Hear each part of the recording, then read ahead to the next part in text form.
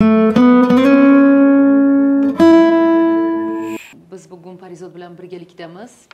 Parizod Qo'rahmedova psixologimiz bilan va mana shu Sen muhimsan kursimiz doirasida bir juda ham aktual va aslida juda ham nozik bir mavzuni ko'tarishga qaror qildik. Bu ham bo'lsa, agar qizlarimizning yigitlar bilan munosabati.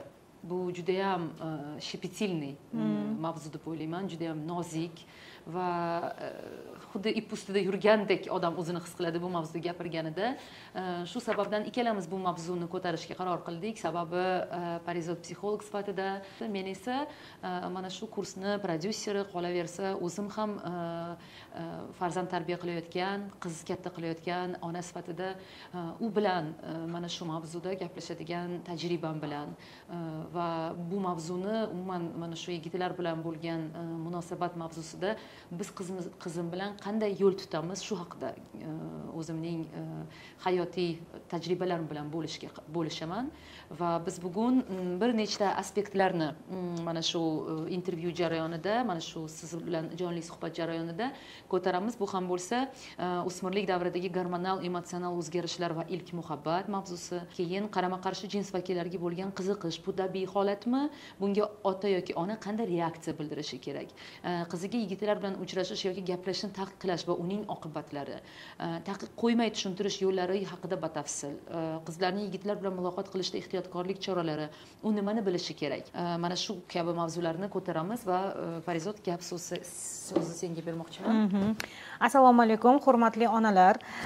Avvalambor bu efir o'zi planda yo'q bo'lgan, lekin shu bilan birga ba'zi bir efirlardan keyin sizlarning murojaatinglardan kelib chiqqan holda haqiqatan ham bu mavzu ochilishi kerak ekanligini qaror qildik va dolzarb mavzularni ko'taryapmiz. Chunki agar biz umuman qiz bolani o'smir davridagi rivojlanishini inobatga oladigan bo'lsak, siz endokrinologimizni ham fikrlarini eshitgansiz va men o'sha fikrlarga qo'shilgan holda aytmoqchimanki, har bitta inson, mana ayol kishini biologik funksiyasi avvalambor bu bola tug'ish. Ya'ni bola tug'ish geni shu darajada o'sha chuqur berilgan bo'ladiki, qiz bola tug'ilgandan o'sha 3 yoshidan boshlab o'sha uni seksualligi, uni gormonal sistemasi rivojlanishni boshlaydi. O'smirlik paytga kelganda u avjiga chiqadi va organizmni o'zi o'sha bu narsaga tayyorgarlik ko'rishni boshlaydi. Ya'ni qiz bolani laktatsin gormonlari, qiz bolani libidasi, ya'ni seksual xohishlari degan narsalari bu tabiatdan o'sha ishlashni boshlaydi va biz buni tabiatga qarshi hech narsa qila olmaymiz. Tabiatga qarshi yo'q, to'xta, bu mumkin emas deb ayta olmaymiz. Buni faqat oddiy qabul qilgan holda, lekin mana bu narsalar ertaga yomon tomonga rivojlanmasligi, ya'ni uni oqibatlarini oldini olish yo'llarini mana sizlar bilan bugun shuni gapirmoqchimizki, xullas shunaqa ekan. Demak, qiz bolaning organizmi o'smir yoshga boshlab gormonal sistemasi o'zi shunaqa ishlashni boshlaydiki, qiz bola o'zi xohlab ham bo'lmasa ham, masalan, o'zi xohlab uni jinsiy qiziqishlari yoki qarshi jins vakillariga bo'lgan qiziqishlari o'z-o'zidan kelib chiqadi-da. O'z-o'zidan kelib chiqqan holda aynan albatta emotsiyalari o'zgarishni boshlaydi. Ya'ni qarshi jins vakillarini chiroyli gaplari yoki ularning qanaqadir qiziqishlari yoqadi bu narsada, chunki tabiat shunaqa qilib qo'ygan. Shu o'rinda bitta gap aytmoqchiman, aziz ayollar, onalar, bilasizmi, o'zimiz yaqindagina shu o'smir davrida edik va men o'ylaymanki, har birimiz juda ham yaxshi eslaymiz bu davrni, o'zimizning emotsiyalarimiz, tuyg'ularimizni va o'zimizni maktabda ham bizni ham sevishgan, bizga ham qiziqish bildirishgan, qolaversa qayerdadir biz ham sovg'a olganmiz, valentinkalar olganmiz. Men o'ylaymanki, har biringizda shunday hayotingizda shunday vaziyatlar bo'lgan va o'zingizni shu yerda eslashingiz juda ham muhim. Ya'ni sizda qanday bo'lgan? Shunday ekan aytmoqchimanki, o'zingiz yaqin orada mana shu o'smirlik davridan o'tgansiz. Siz, men, Parizod, hammamiz. Va yaqin orada o'zimiz ham qayerdadir o'sha sovg'alar olganmiz, yashirincha sevishganmiz qayerdadir va shu yerda o'zingizni eslang, onangiz sizni qanday qo'llab-quvvatlagan? Dadangiz bilan qo'rqitganmi? Buvingiz bilib qolsa yoki bobongiz bilib qolsa yoki uydagilaringiz bilib qolsa qanday vaziyat bo'lgan bo'lishi mumkin edi. Aslida bugungi kunda o'zini qiziga mana shunday taqiq qo'yayotgan yoki uni sevishib qolishidan qo'rquv, xavotirda bo'lgan onalar aslida o'zida qayerdadir o'sha psixotravmalari, aynan mana shu tuyg'ular bilan bog'liq psixotravmalari bor deb hisoblayman. Ya'ni ishlab chiqmagan, neprarabotanный, o'zini hayotida o'sha o'smirlik davridagi qayerdadir o'sha tuyg'usini endi gapirganda mumkin emas, sevishish yomon, agar sevishganingni yoki kimdir bilan gaplashganingni ko'rsam dadangga aytib beraman yoki dadasini urishtirib, dadasiga aytirib, qiz bolani uyaltirib, o'tkazib, misol uchun sen qanaqa qiz bolasan, sen o'zingga qara u bu deb yoki qiz bolani haddan ortiq chiroyli bo'lganida misol uchun sen nima deb o'ylayapsan, sen chiroylimisan, sen xunuksan deb qizni kamsitgan holatda, uni qadrsizlantirgan holatda biz juda ham ko'p joyda bizni onalarimiz, bizni qayerdadir o'sha bobo buvilarimiz, dadalarimiz aslida noekologik ravishda bizga mana shu bizning aynan o'sish davrimizda qayerdadir juda katta xatolarni qo'yishgan va mana shu xatolar orqali bugungi kunda Parizodga ham qancha ko'p o'sha murojaatlar bo'ladi yoki o'zimga ham qancha odam yozadi, boshqa qiladi va men o'zim kuzataman bu narsani. Bugungi kunda o'zining turmush o'rtog'i bilan munosabatini o'nglolmayotgan, ochiq gapira olmaydigan, ichki tuyg'ularini, ichki xohish istaklarini eriga ochiq oydin gapira olmaydigan, o'zining talablarini, qayerdadir o'zini xarakterini hattoki ko'rsata olmaydigan va qo'rquvda yashaydigan. Hozir meni bir nima qilib qo'yadi. Hozir buni aytsam meni yomon deb o'ylaydi. Hozir gapirsam meni fohishiga chiqarib qo'yadi yoki o'zimni istaklarimni, o'zimni xohishimni bildirsam agar meni hozir erim yomon deb o'ylaydi degan mana shu xayollar bilan yashaydigan ayollar aslida orqaga mana shu o'smirlik davrida yoki kichkinaligidan sevishish yomon, yigitlarga qarash yomon, yigit senga qarasa yomon, sen kechirasiz u qanjiq yoki qanjiqlarga faqat qaraydi yoki qiz yomon bo'lsa likkillagan bo'ladi, likkillasa agar bu falon bo'ladi degan ustanovkalarni qo'yib bergan ota-onalar. Va mana shu ustanovkalar asosida biz katta bo'lyapmiz va tabiiyki ertaga o'zimizni turmush o'rtog'imiz bilan munosabatda juda katta muammolarga uchraymiz. Chunki shunaqa ustanovkalarni bizga berib bo'lishgan kichkinaligimizda va siz xohlaysizmi, xohlaymizmi, xohlamaymizmi, mana shu bizni podsoznaniyada ong ostimizda o'tirib o'rnashib bo'lgan. Ya'ni erkakka sevgi izhor qilish yomon.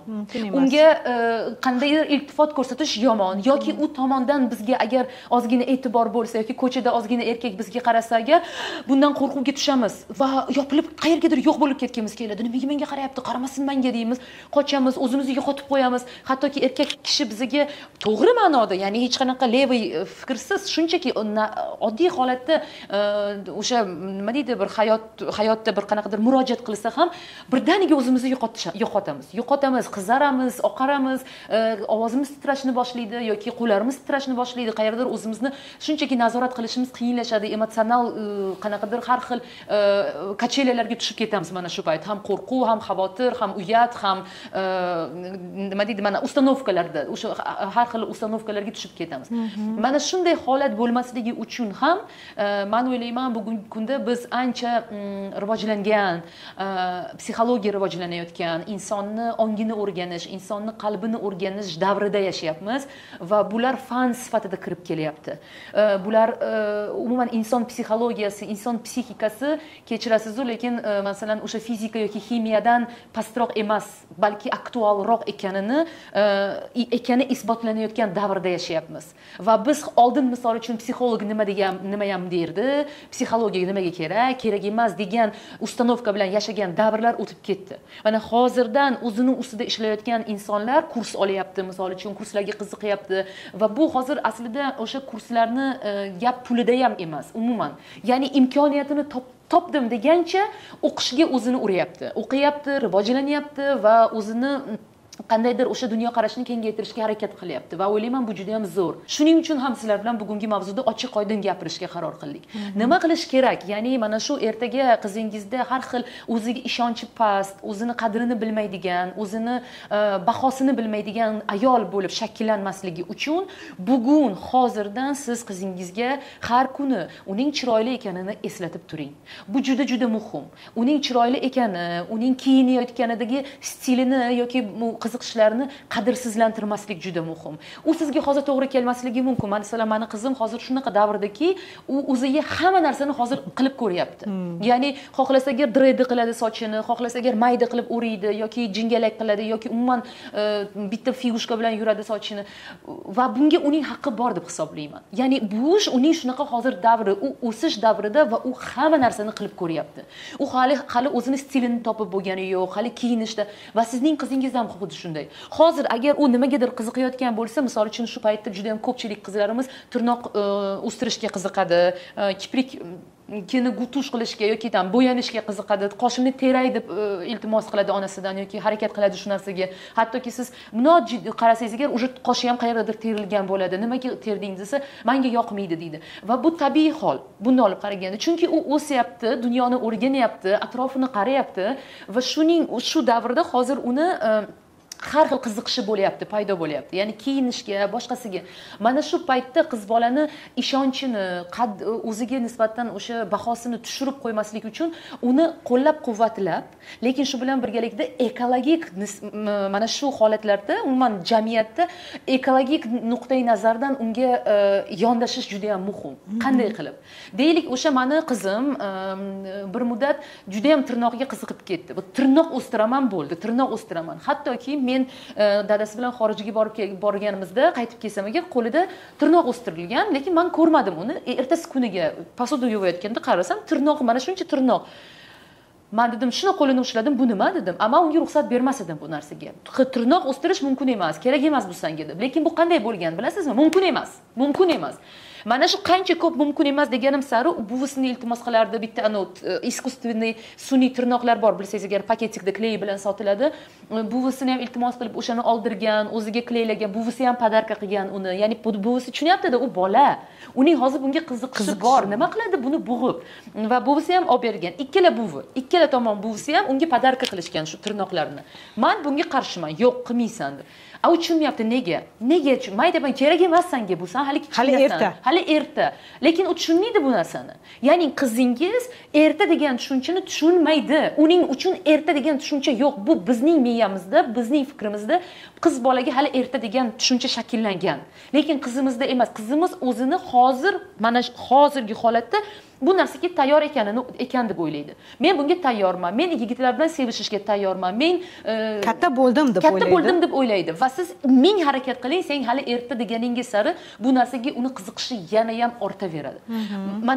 Mana shu joyda bitta gap aytmoqchiman. Nima bo'ldi keyin o'sha tirnoq bilan hikoyasi. Keldim, qo'lidagi tirnog'ini ko'rdim. Men aytdimki, Samira dedim, buni kim qildi senga dedim. Ammam qilib berdi. Chunki ammasi manikyur bilan shug'ullanadilar. Va men aytdimki, ertaga borasan dedim va buni oldirtirasan. Men bunga dedi 200 ming to'ladim dedi. 200 mingni to'ladim. Menga вообще farqi yo'q qancha to'lading. Borasan va oldirasan dedim. Jahli chiqdi, men bilan gaplashmadi, yig'iladi, bordi, oldirdi, shuni kelib dedim. Qarasam tirnoqda hech narsa yo'q, top-toza, yaxshi dedim. Endi o'tir dedim. Men senga tushuntiraman, nima uchun bu narsaga men qarshiman dedim-da. Ishonmaysiz, o'sha kuni men u bilan 2 soat gaplashdim. 2 soat o'tirib, men unga boshidan boshlab tushuntirdim. Bilasizmi, gapni nimadan boshladim? Men u uchun qayg'urayotganim haqida boshladim. Ya'ni uning tirnoq o'stirishi yoki hozir sochini bo'yashi yoki deylik o'sha kiprik ulashga bo'lgan qiziqishiga aslida men qarshiman degani emas. Ya'ni men qarshiman emas, balki men sen uchun qayg'urayotganim uchun, men hozirgi holatda sen uchun mas'ul bo'lganim uchun, hali sen 18 yoshga kirmagansan va xohlaysanmi, xohlamaysanmi, mening qarmog'imda bo'lganing uchun men sen uchun qayg'uryapman va men senga zararli bo'lgan, senga to'g'ri kelmaydigan narsalarga senga ruxsat bera olmayman.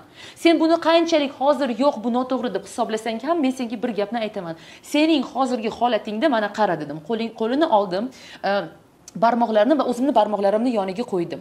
Barmoqlari kichkina, tirnoq plastinasi juda ham kichkina va unga tushuntirdim. Dedim, internetdan, Googledan ko'ramiz. Inson, ayol, qiz bolani o'sish jarayoni qanday?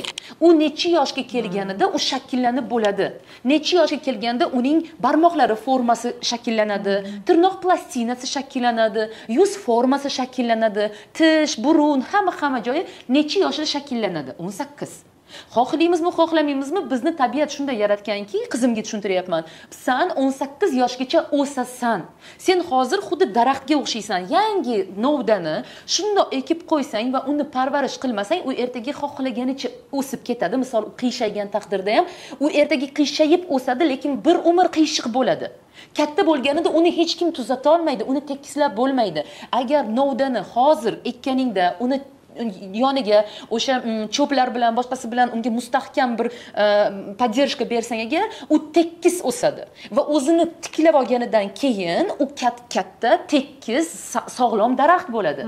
Tabiiyki ertaga hech qanday shamol, hech qanday ofatlar unga zarar yetkazmaydi, u o'saveradi. Sen hozir xuddi shundaysan va sen novdasan. Mana shu novda holatingda agar sening hozir tirnoq plastinalaring mana shunaqa endi o'sib kelayotgan paytda unga san xohlaysanmi, xohlamaysan, bu ximiya. Ya'ni o'sha shilak laki bormi, geli bormi, tirnoq bormi, akril bormi, bular hammasi ximiya. Va shu ximiyani qancha ko'p hozir tirnog'ingga qilganimiz sari, seni tirnoq plastinalaring o'smaydi. Va sening shunchaki tirnoqlaring qiyshayadi, plastinasi qiyshayadi. Ertaga sen 25 ga, 30 ga kirganingda sen bu tirnoq plastinalardan uyalasan. Nega mening plastinalarim bunaqa, nega o'smay qolgan? Chunki sen unga hozir o'sishga imkoniyat bermayapsan. Hozir havo olishi kerak, umuman tabiiy o'sishi kerak bo'lgan jarayonda sen unga notabiiy narsalar bilan yopib, unga o'stirishga qo'ymayapsan. Ya'ni o'sha qiyshiq novda kabi. Xuddi shunday seni labing, yuzing, qoshing, hamma narsang. Sen 18 yoshgacha o'zingga muhlat ber, o'sib olishga.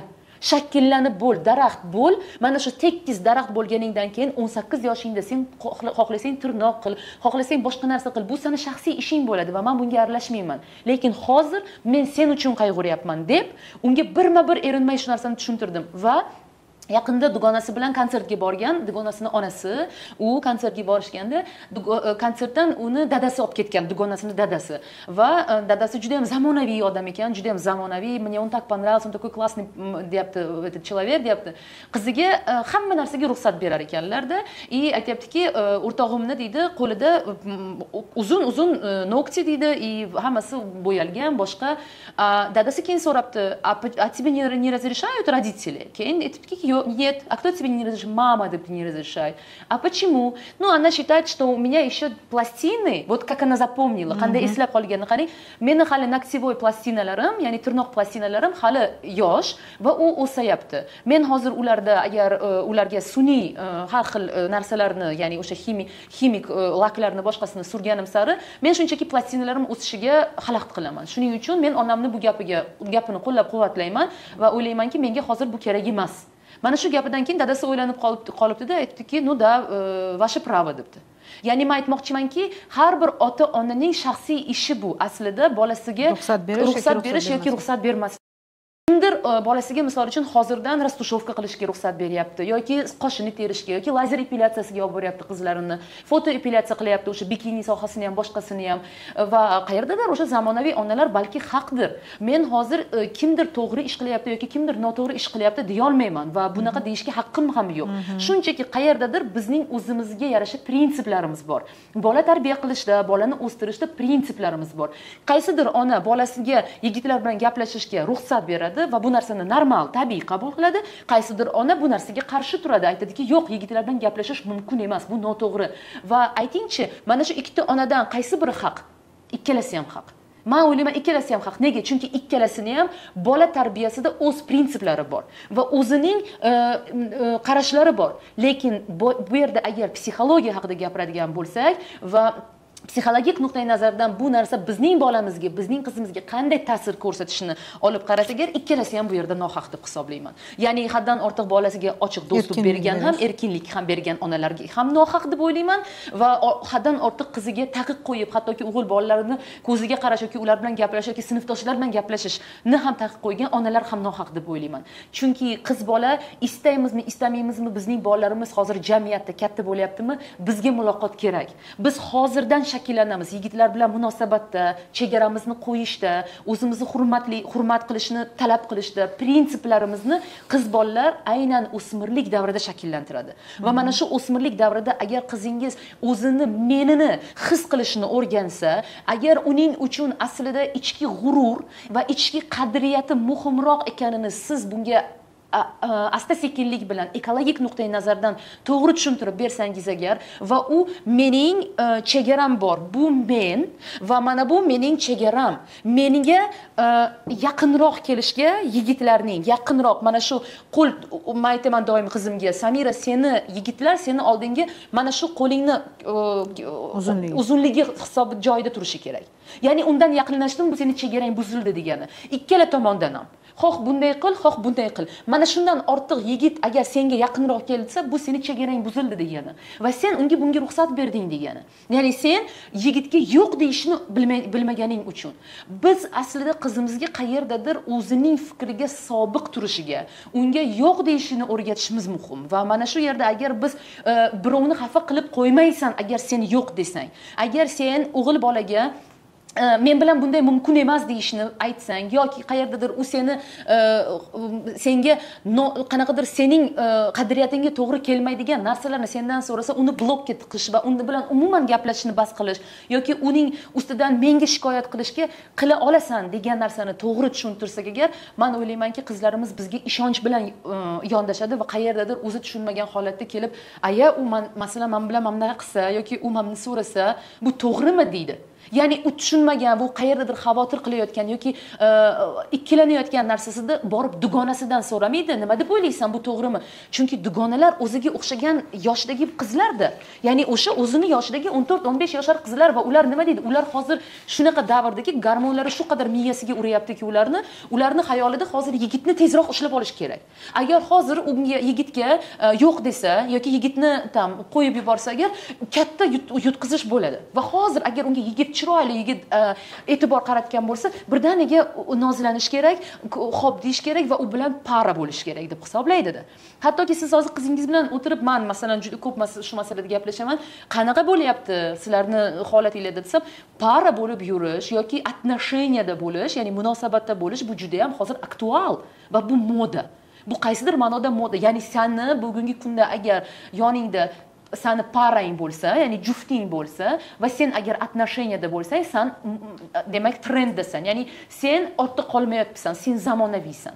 Agar senda shunday отношениялар bo'lmasa, sen trenddan qolyapsan. Senga boshqa, ya'ni deylik, nima deydi, obrazets bo'lgan, ya'ni namuna bo'lgan qanaqadir qizlar, deylik, o'ziga juda yaxshi qaragan, zo'r kiyinadigan, boshqa mana bu lider qizlar seni shunchaki o'zini safiga qo'shmaydi yoki seni отсталый deb hisoblaydi. Mana shu outsider bo'ladi. Mana shunday bo'lmasligi uchun ham bizning siz bilan vazifamiz qizimizga yigitlar bilan munosabat qilishda taqiq qo'yish emas, balki ekologik nuqtai nazardan o'zini hurmat qilishni o'rgatish, ekologik munosabatlarda bo'lish. Qanday qilib? Sinfdoshlaring bilan gaplashsang gaplash. Hamma sinfdoshlaring oldida yigitlar bilan gaplashish, ya'ni yigit sinfdoshlaring bilan gaplashish mumkin. Men bunga qarshi emasman. Lekin sen bir narsani tushun. Yolg'iz yigit bilan bir o'zing qolishingga men qarshiman. Nima uchun? Chunki bu sening qiz bola obro'yingga va qiz bola qadriyatingga, qayerdadir sening qiz bola g'ururingga to'g'ri kelmaydi. Bu seni buzib qo'yadi, g'ururingni. Qanday qilib? Yigitlarni shu joyda psixologiyasini tushuntirib bering qizingizga. Yigitlar 14-15 yoshida qiz boladan nimani istaydi? Nima kerak ularga qiz boladan? Ya'ni ularni ham xuddi shunday gormoni miyasiga urib yotibdi va ular qizni yalang'och ko'rishni istaydi. Ular ko'p juda ham pornografik mahsulotlarni tomosha qilishni istaydi. Xohlaymizmi, xohlamaymizmi, ularning hozir rivojlanish jarayonida ular ham va ular shunchaki informatsiyaga tashna. Qancha siz zapret qo'ymang, bolangiz baribir u narsani topadi va qilib ko'radi. Baribir. Hattoki shunday yigitlar borki, o'sha qayerdadir ota-onasi hattoki xabari yo'q, lekin ular o'sha intim munosabatda bo'lgan qayerdadir ayollar bilan, ya'ni o'sha deylik fohishalar bilan bo'ladimi, boshqami. Ular buni yo'lini topadi. Ya'ni muhimi bizga o'g'il bolaga ham, qiz bolaga ham to'g'ri munosabat qilishni, ayollar bilan ham, erkaklar bilan ham to'g'ri munosabat qilishni o'rgatish. Опять-таки, bu intim haqida emas. Ayollar noto'g'ri hozir meni talqin qilmang va fikrimni noto'g'ri tushunmang. Men hozir umuman jamiyatdagi munosabat haqida gap ketyapti. Ya'ni sizning qizingiz yigit bilan gaplashishida unga konkret uning chegarasini belgilab bering. Men sening yigit bilan birma-bir bitta joyda yolg'iz qolishingga qarshiman. Nima uchun? Asoslab bering. Sababini tushuntiring. Vaziyatni nimaga olib kelishi, ertaga uning qizingizning obro'siga putur yetadigan joylarini anglating.